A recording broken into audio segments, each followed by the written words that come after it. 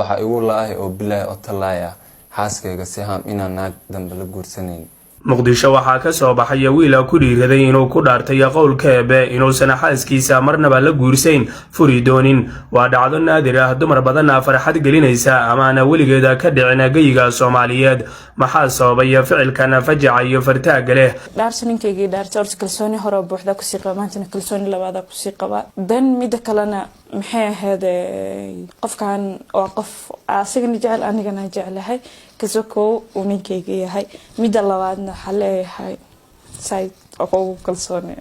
intaana u gudagelina dhacdadan aan waqtiga gelinay waxaana ka codsanaya walaal inaad sii gudbiso muuqaalkan adiga oo layga saarayo Cabdixamiid Cadde oo ah wiil dhalinyaro ah ayaa xaaskiisa Sihama ugu dhaartay kitaabka Quraanka Kariimka isagoo wayso qabo tukadayna laba ragco oo sunna si Allah uga aqbalo dhaartiisa inuusan furi doonin xaaskiisa lana guursan doonin gabar kale oo asaageeda waxaana uu qiriyay Siham inay tahay kun karoon iyo kaafiso ay naftiisa ku xasishay maanta waxaan u dhaartay xaaskayga jecel aan aad u qabo aan ku kalsoonahay aan